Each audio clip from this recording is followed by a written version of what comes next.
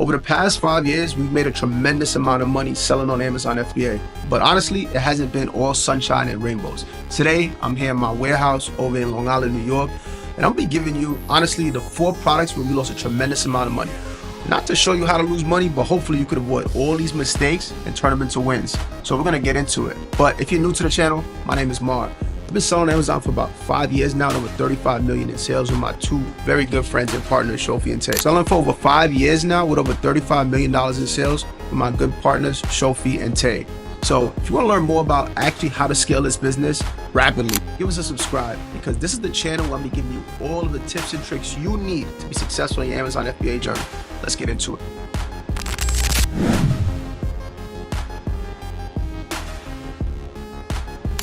I'm going to show you our first big loss selling on Amazon. The year was 2020, and I still had my W-2 job, and I was still trying to make this business work. And all we had was a little scam course that we got off Reddit that we didn't even pay for. And we had a bunch of hope and luck come on our side. So what we did is we started buying products and reselling on Amazon. We started off launching our own brands, selling books, all of these things, trying to make it work.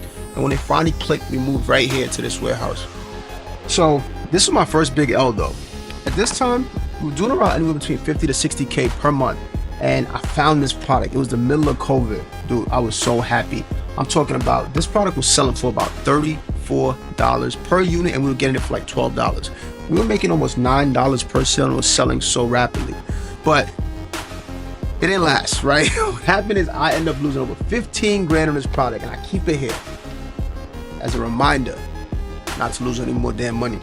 So how do we lose this money, and what's the lesson you could take away from this? We lost money on this product because it had just gotten on Amazon. It was only there for about 2 months. And when you buy and sell brand new products on Amazon, here's what really happens. It gets hype. They probably have some kind of marketing promotion going into it, and people flood in to buy it. But you have no idea if people actually like the product or actually want to continue buying it. So what happened was the sales plummeted. It went down from a $34 sale price all the way down to under our buy cost. We were losing $8 per sale just to liquidate it. We ended up donating most of them, but keep a few units here just to remind you. So what can you learn from this?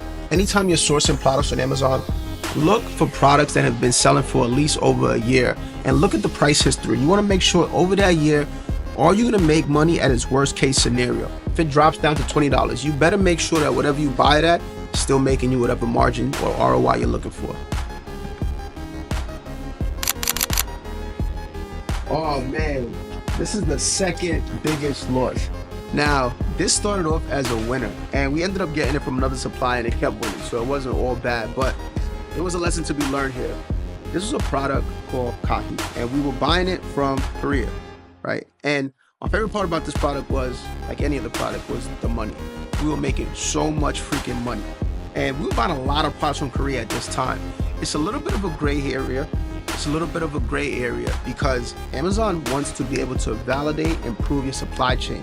So what we were doing is buying stuff from Korea, from CO. We had a few. What we were doing was buying stuff from Korea at really, really low prices. I'm talking stuff like this. We could get it for like $6 or $7 and sell it back for like $24 on Amazon. It was amazing. But the thing about it is, when Amazon went to actually validate that our suppliers were legit, what happened? They couldn't reach them because they were all in a different country. They couldn't validate them. So what happened was we ended up actually getting banned from Amazon for over a week. At this point, we were doing $1.2 million per month on Amazon, and I'll tell you something. It's not fun to have your business get shut down from doing all that money, because you still have overhead, you still have staff, and you still have to pay yourself. Lesson to be learned here: if you're gonna play in the gray area, you better not scale your business too far, because the bigger you get, the harder you fall. Main thing we learned from this is source in the US. Have a legit supply chain that can honestly, hopefully, go all the way up to the brand owner. That's what's gonna allow your Amazon account to stay as healthy as humanly possible. It's not all about the money. It's about making sure you're safe.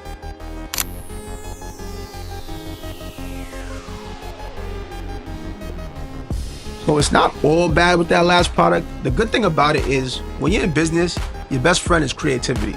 We actually went and got it from another supplier in the US and still made great money on it with a lot less risk, but make sure you source in the US.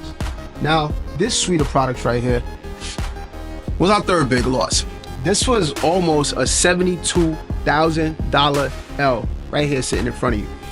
This brand right here, we were sourcing for months making money on Amazon. Now it's not our brand, this is a hair pomade, and we were doing wholesale like we usually do.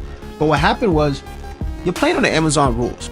And when you have any big brand that's doing a tremendous amount of money, what's gonna happen is they're gonna want that brand for themselves. And some of these brands actually go that route. They become what you call 1P and sell directly to Amazon, and Amazon sells directly on their website. So instead of dealing with third-party sellers like us, they go directly to the brand. Now, you usually get a notice from Amazon about a month out, like, hey, we're gonna take over this brand, get off the listing, give you a warning. This was extremely unlucky because we got that warning, but our order was already getting shipped from out of the country to us. So what happened? We now had $72,000 worth of inventory that we cannot sell on Amazon. Now, we had options here. We could either take a $72,000 loss, which I'm not a fan of, or number two, get creative. This would unlock the next thing in our business. The next level is what I like to call it. What we did is we started opening up other accounts. What's that mean? We had a Walmart account, an eBay account, an Amazon Canada account, Amazon Mexico, even Amazon UK and Amazon Singapore. What did that do? That gave us other offload channels for these products. This was great because at the end of the day, what happens on these other platforms is a lot of them sell for more money than Amazon. You will make more profit per sell selling on other platforms, but overall, your profitability will be down. Why? Because it sells less volume. So what was going on here is we were making all our money back and getting rid of these units. It was just taking slightly longer. If you're gonna sell on Amazon, make sure you have other offload channels. Walmart would be number one, Amazon Mexico, Amazon Canada, number 2 and 3, and eBay, much lower volume, but you still wanna have that open. You have those open and you make sure your product sells over there, you'll be A-okay. So this was actually one of the biggest L's, but the reason I didn't add it to the video at first was because this is actually my partner, Shofi's L, but I'm gonna talk about it on his behalf so he could thank me later. This was a private label product that he came up with. It was called Tea Genie, and you see how we're getting rid of it for $1? That's how big of an L it was. Its function was a glass bottle where you put your tea leaves in there, you put the hot water, and you have a glass container, so it makes tea relatively easy. And honestly, I think it's a dope idea. The logo could be a little better, but it gets the job done. But think about this is what you call private label. You're launching your own brand. And anytime you launch your own brand, you gotta think about the Amazon experience. Let's just think about it. You probably shop on Amazon just like me. What do? We go to the first page of something like, let's say I wanted to have a tea container. I type that in. We're gonna look at the top 5 to 10 products, and then from there, we're gonna pick the one that resonates with us the most. When you launch a brand that has no reviews, no one's bought it before, do you think that you're in those top 5 to 10 products? Absolutely not. Do you think you're on page 1? Absolutely not. You're probably on page 10, 11, 12, somewhere in the abyss. So what happened was, when he launched this product, even if it was a great product, you have a lot of stuff to get right. You have to get your what you call SEO, search engine optimization, right? People have to be able to find your product with certain keywords. If you don't know how to do that, it's a loss. You also need to do something called PPC, which is called marketing on Amazon. PPC stands for pay per click, and it's just like it sounds. Next time you're on Amazon, don't actually try this out because this will make you a pretty bad guy, but type something in. At the top, you're gonna see sponsored under these products. Little gray word, sponsor, sponsor, sponsor. That person is paying for that spot, pay per click. So as soon as you click on that product, guess what happens? They get charged. And they better hope that you buy that product and not too many clicks come in where people don't buy, because now they're in a deep hole. So when you launch a brand on Amazon, this is honestly why I say most new sellers should not go this way, right? Because you are going into the most competitive space with people that have deeper pockets than you and competing with some of the biggest name brands around. I love the wholesale space that we are in right now, even though we do some private label, but as a new seller, wholesale is great because we get to leverage big brands like this that already sell on Amazon in tremendous quantities, that already have demand, and we're able to just find it at the right price, at the right quantity from the right supplier. This is why I love this game for new sellers. It's a cash flow model. Something like this is a great asset, but it's the riskiest way to get into business. So, lesson to be learned, be careful with private label, especially if you're new to the e-commerce space. So, this is a bonus product. This actually was not a loss. Surprisingly, it should have been. But remember that lesson that we just spoke about, having other offload channels? This is one of my favorite products ever. I remember I was driving home one day. My partner Shofi called me and he's like, did you do something? I'm like, I thought I was in trouble. But in reality, what happened is this product was selling so fast that they were just flying off the shelves. He was like, we weren't selling that much, and it automatically started selling. Now, we were getting this for $6, selling it for $24 on Amazon. Similar story, right?